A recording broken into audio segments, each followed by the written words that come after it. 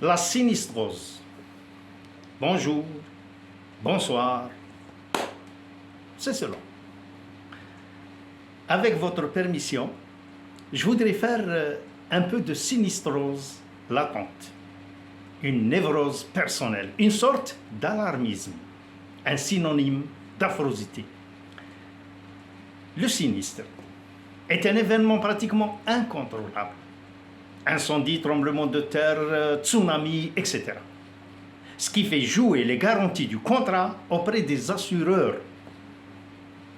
Mais quand il s'agit d'une guerre inspirée par les seigneurs, t'as pas de garantie, aucune.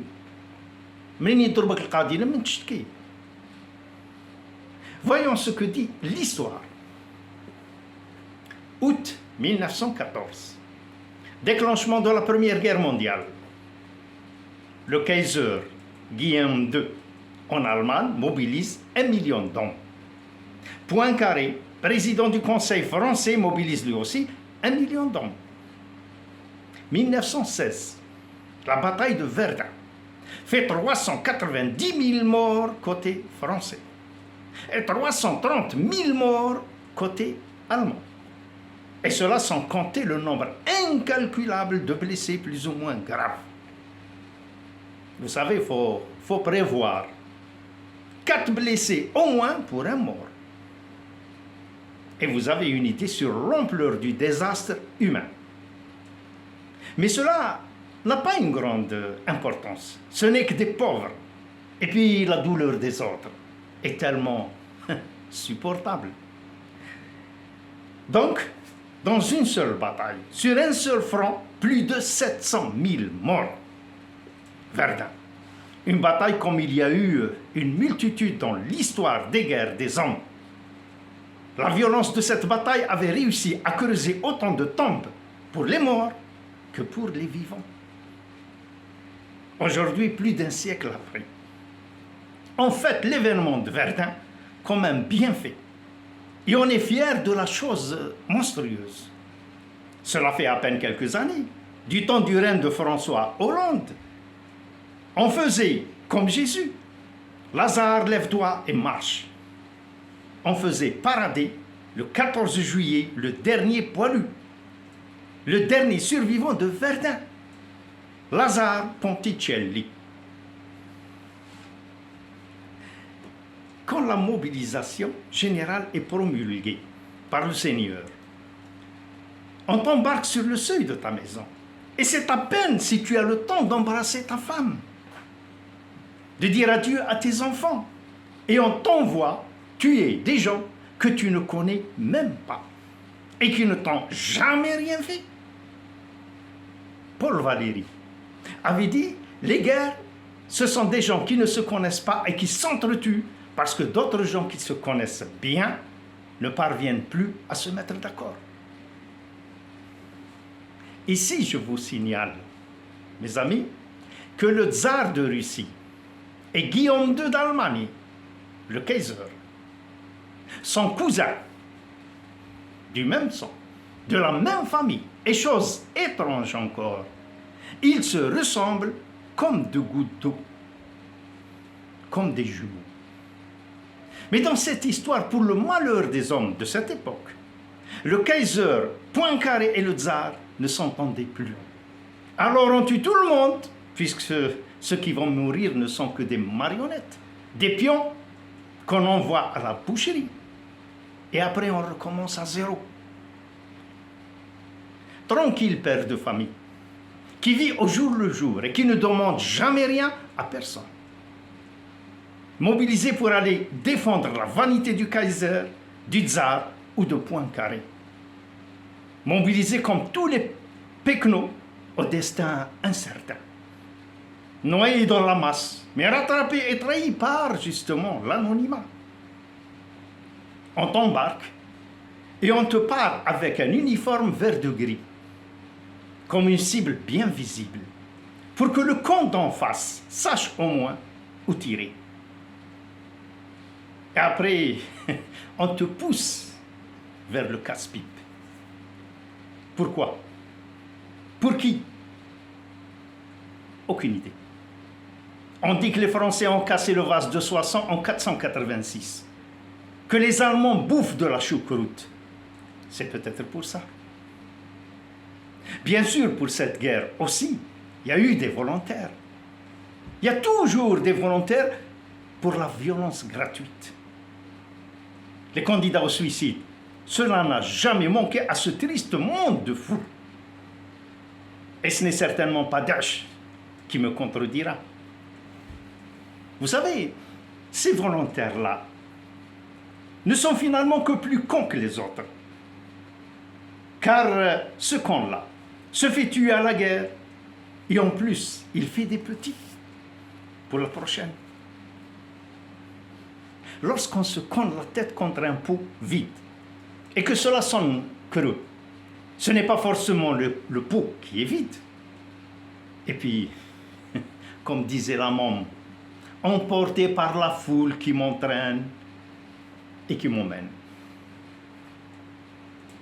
Des vagues d'anonymes embarqués, malgré eux, venaient s'aligner devant la faucheuse. Le roman, pacifiste, réaliste et bouleversant, d'Éric Maria Remarque, avec le titre « À l'Ouest, rien de nouveau ». C'est le témoignage d'un simple soldat allemand de la guerre 14-18. Et il n'était même pas volontaire. Mais qu'à cela ne tienne, tu meurs quand même. Ce roman a eu, dès sa parution en 1928, un succès mondial retentissant et reste l'un des ouvrages les plus forts dans la dénonciation de la monstruosité de la guerre. La guerre est toujours décidée par ceux qui ne la font pas et faite par ceux qui ne l'ont pas décidée. Si le décideur risquait lui aussi d'aller dans les tranchées face à l'ennemi, il ne la décidera jamais. Juste après la Première Guerre mondiale, les artisans de celle-ci ont tous été promus et récompensés. Foch, Pétain, Joffre, côté français. Édimbourg, Ludendorff, Falkenhayn, côté allemand. Leur salaire avait augmenté, ainsi que leurs privilèges, avec réception au champagne pour avoir allégé la planète et éclairci un petit peu les rangs. 10 millions de morts, cela fait une sacrée surface déblayée au profit des survivants. On respire mieux. Voilà. 60 millions d'hommes en armes, 10 millions de morts. Ajoutez à cela les blessés de guerre qui se chiffrent à peu près à 4 pour 1. 4 blessés pour un mort. 20 ans après, rebelote. La leçon n'a pas été retenue. Deuxième guerre mondiale, plus de 700 millions d'hommes en armes, plus de 50 millions de morts et les blessés. Faites le compte, vous avez l'équation.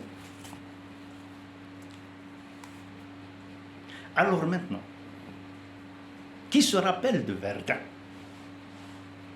Je parle en vérité qui s'en soucie, à part bien sûr Lazare Ponticelli. Pour terminer cette sinistrose, je vous raconte une petite histoire amusante, mais combien révélatrice de l'esprit humain. Victor Hugo, qui tenait plus du philosophe que du poète ou de l'écrivain, s'est amusé à faire un calcul étrange.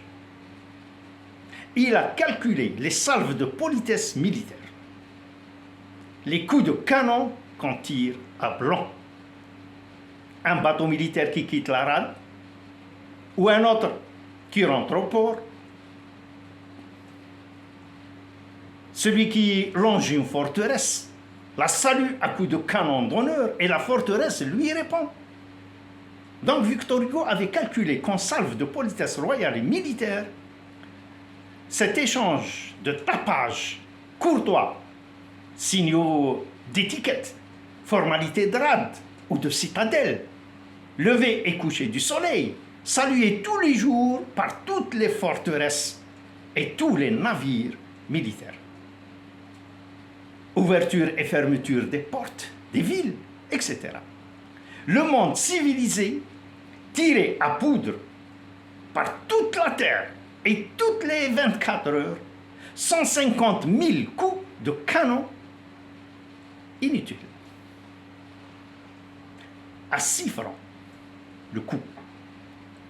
L'époque de Victor Hugo. Cela fait 900 000 francs par jour, 300 millions par an, qui s'en vont en fumée pour une simple histoire d'étiquette. Et ceci n'est qu'un détail. Pendant ce temps-là, les pauvres meurent de faim par manque de sous pour acheter du pain. La sinistre vie est ainsi faite.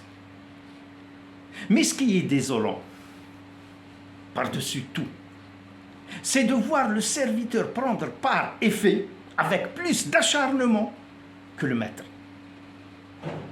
Et devient de facto plus royaliste que le roi lui-même. Soyez heureux, mes amis, tout va pour le mieux. Un petit like tiré à blanc, ça ne coûte que 6 francs. Merci.